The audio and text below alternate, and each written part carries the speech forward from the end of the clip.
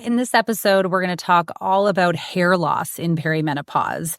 Is it something that's happening because of your hormones? Why it might be happening? And of course, what you can do about it.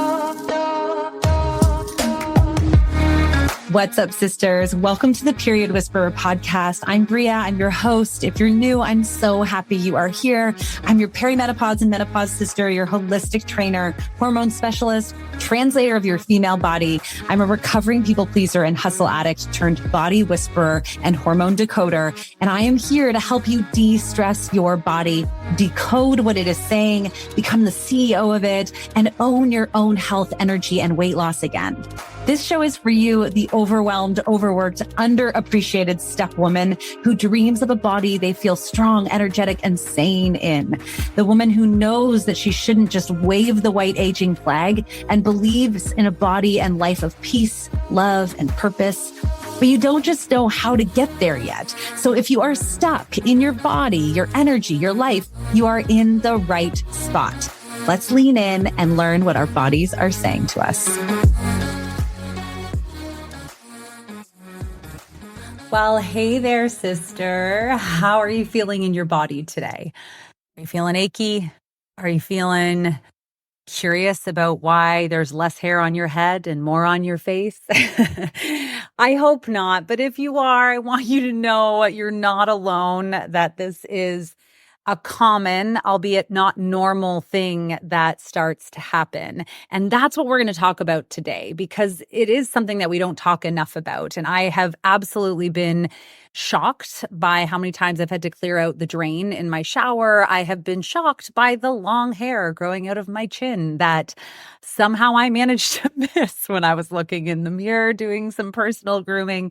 So let's make a little light of it. Let's have a little giggle and let's figure out how to make this uncomfortable thing, this confusing thing, start to feel better.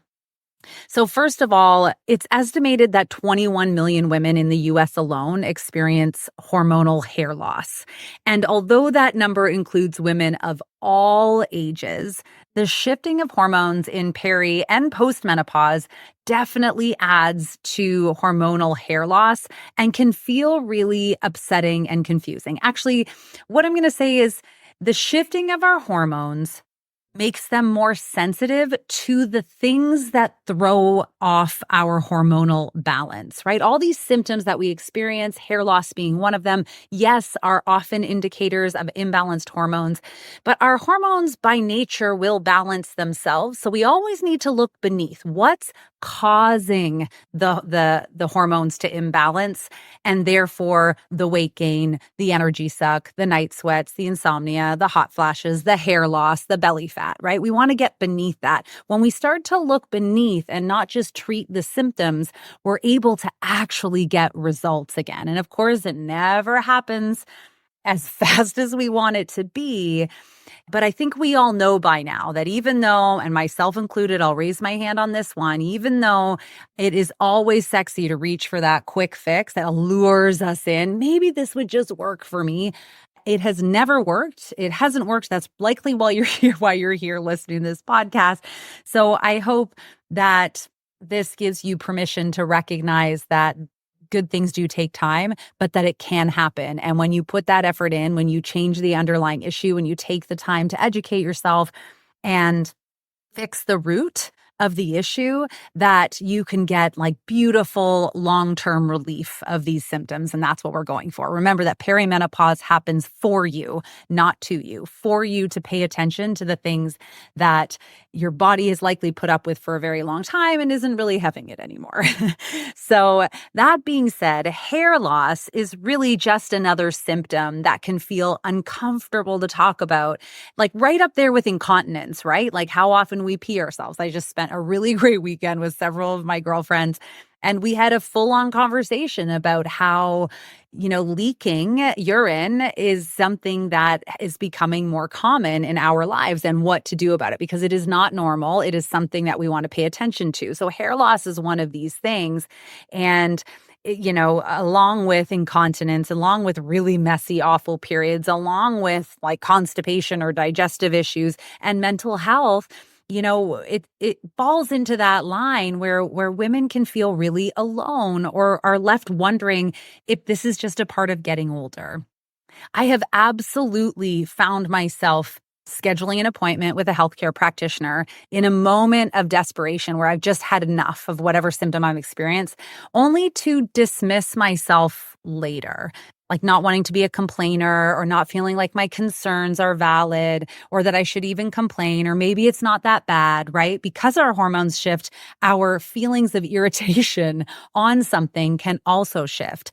But it's really important to recognize that although there are times where we have more tolerance in our cycle than others, what bothers us bothers us. So if you are feeling like something isn't right, I really want you to trust that gut. So, you know, we can really dismiss ourselves, and we don't want to do that. And even worse is when we're dismissed by our healthcare practitioners, right? When we take that time, when we take that vulnerability, when we decide to share what isn't feeling right in us, and we get dismissed by that. So let's get that out there right now. How you feel is how you feel. If you have concerns, they are valid. Ask for help. And if you're dismissed, keep looking for answers. It's not you. And it is happening to you, and you deserve and are worthy of getting that changed.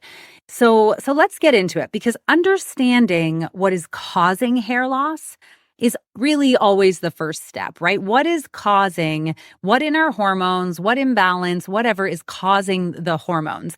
Because we can treat the symptoms all we want, but if we don't address that root of the issue, then these symptoms will always come back.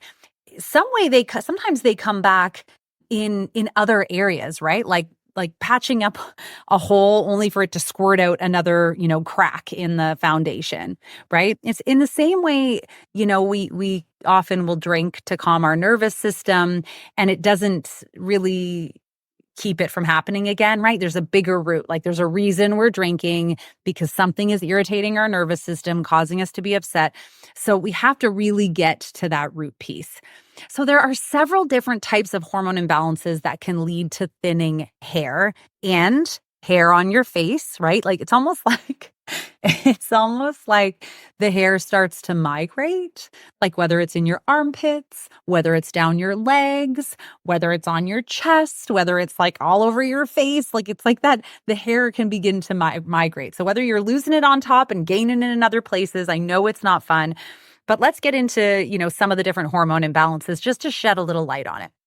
So the first one is testosterone troubles. So believe it or not, testosterone is actually like our largest produced hormone in our female body, which seems kind of crazy. We always often think of, I think we're culturally normalized to think of testosterone as a male hormone, and certainly males have, or people with male physiology have way more testosterone than we do, but it is our most predominant hormone in our body. Now, at least 10% of that testosterone is converted into something called dihydrotestosterone, or DHT, which impacts hair loss and also hair gain in areas that we typically don't want it, like on our face. So if we're having testosterone troubles, if there's too much testosterone, so then therefore more is being converted into DHT, then we're going to run into some of these issues. The second major imbalance that we run into that impacts hair loss is insulin imbalances from irregular blood sugar, from eating too processed, to simple sugar, to, eating a diet that is high inflammatory and really high in a lot of sugars or simple carbohydrates, right? So insulin is really like a key hormone for our cells to utilize the energy we get from food. So, which means that high glycemic foods like sugar, processed sugars, and of course also things like excess stress can cause an overload of this hormone insulin, which will disrupt ovulation and stimulates more testosterone to be made in the body, again, causing more DHT, further irritating the hair loss problem.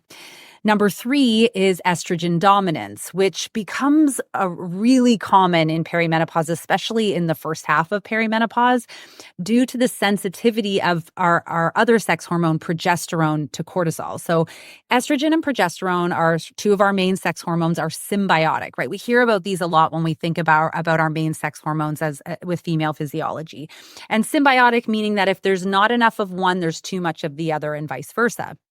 Now, progesterone I've heard it referred to as the shy hormone. It really quickly kind of shrinks away, especially when it comes to cortisol, which is our stress hormone. So if we're dealing with a lot of inflammation in the body, if we're dealing with a lot of toxic stress in our life, whether that's emotional stress, mental stress, environmental stress, stress from the impact of the pesticides and stuff on our foods, that cortisol kind of comes in, suppresses our progesterone because it fights for those same receptors, throwing off this estrogen-progesterone balance, causing what we call estrogen dominance. So there's too much estrogen now on this symbiotic seesaw. And what happens, of course, is that excess estrogen can be turned into testosterone, which then there we are, excess testosterone, DHT, too much DHT, more hair loss issues, or more hair on our face. And of course, the fourth one is, a thyroid hormone imbalance. So the thyroid's main role is to regulate energy in our body, right? If it's under a lot of stress or poorly nourished, right? It's not getting the right amount of fats, carbohydrates, and proteins. It's not getting enough of the right vitamins and minerals and our micronutrients. Then it will begin to shift its priority to regulating the body for survival, and then therefore has less energy to put on things like hair growth, which it's also responsible for. So we have these four, main hormone imbalances that can really result in things like hair loss and hair kind of coming down on the chinny chin chin and everywhere else that we're really not super keen on having it. Look, be how you want to be, but if you're struggling with hair loss or hair in places you don't want, these are the most common hormone imbalances that are creating that. So what's a girl to do? This is where we want to get to the point. Like, we know, okay, it happens in perimenopause because our hormones are much more sensitive, right? Perimenopause is happening for us. It's telling us things aren't right. We got to pay attention to it. And now we know some of the main hormone imbalances. So what do we do about it? So, there are quick things that we can do, and they never result very quickly, but certainly there's research that scalp massage with mixing what we call a carrier oil like jojoba oil and essential oils like rosemary, thyme, lavender, and cedarwood can help promote hair growth. So like really getting that on your scalp a few times a week. But ultimately, we need to get to the root of that problem. And no pun intended here. I like to make myself laugh on these days. To the root of the problem by prioritizing regular blood sugar levels, right? Good sleep habits, proper daily movement and stress management, and getting the right amount of nutrients for you to have the building blocks to metabolize things, to build the hormones, to metabolize estrogen better. And some of those things look like, eating lots of cruciferous vegetables, eating fiber-rich foods to support regulated testosterone. But certainly looking at the stress faucets of our life and how we manage our relationship with stress will really go a long way. So you can always see there's never a real quick fix. Now, another piece of the puzzle that can help a lot is correcting nutrient deficiencies. Now, I'm a firm believer in really testing before you start guessing what nutrients you might be deficient in.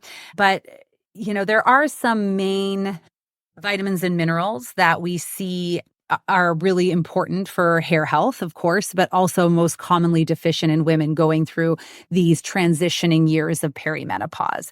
So several of those might be B vitamins, which helps improve circulation and results in greater blood flow to the scalp.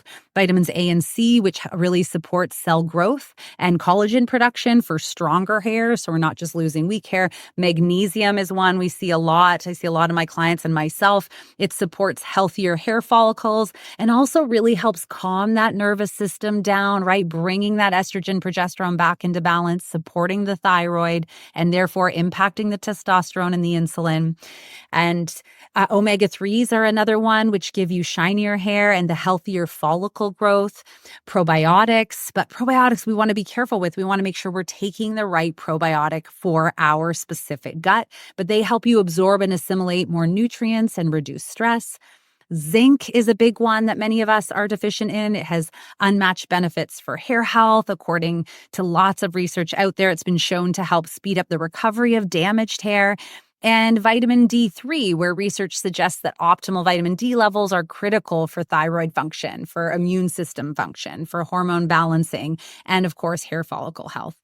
So there are some options out there for us, but none of them pack as big of a punch as going through a healing process to make sure the underlying issues of your body are solid so that our hormones can balance on their own, so that we are producing the amount of hormones that our body needs, so that we're metabolizing those hormones, so that our cells can take in those hormones, and then we can get the benefits of it. And all of those pieces of the puzzle, they take a little bit of time. And I really want to bring light to the truth that quick fixes don't work. We spend, and by we, I mean me also, hand in the air, I'm always in that number, so much energy looking for quick solutions, buying quick solutions, trying quick solutions, when ultimately we all know in our gut, it's really like a lion hunt, right? Can't go over it, can't go under it, can't go around it. You got to go through it. We've just got to do this work, because the severity of your hormone imbalance and your symptoms in perimenopause can be correlated and stepped back to the choices that you have made to bring you here. And that's not your fault. That's not anything to feel badly about. It's just information to know now that where you're at in this big transition, in this shifting of time, it's time for you to change. We got to get back and heal the underlying piece, which is its own journey. And then we need to learn how to optimize our metabolism, take care of our thyroid, make sure that our blood sugar levels are regulated, really, ground in the rooted pieces of our health in order for us to thrive. So as sexy as it is to look for quick fixes and even want to go out and buy vitamins and minerals that I just suggested, I struggled with even sharing those on the podcast, because there's just no better solution, no more certain solution, no, more long-lasting solution than doing the underlying work. And it's not sexy, but what is sexy is the confidence you gain when you do the thing, when you do the dang thing, right? When you actually focus on something and see the progress and stumble along the way, but keep going. That's when we really get to find out about ourselves and what we need to do that is unique for us, because we are all bio-individual. That's why we can't just do a one-size-fits-all situation, but the healing process can work for everyone. And this is a lot of what, I do within the Perimenopause Posse, and of course, my one-on-one coaching and Midlife Mojo is really teaching you the healing process so that you can recognize and customize the strategy for optimal health in perimenopause to you. So you can pay attention to that real-time feedback in your body, those whispers of your body. Do the work and you will reap the rewards long-term without sliding back or creating more issues, right?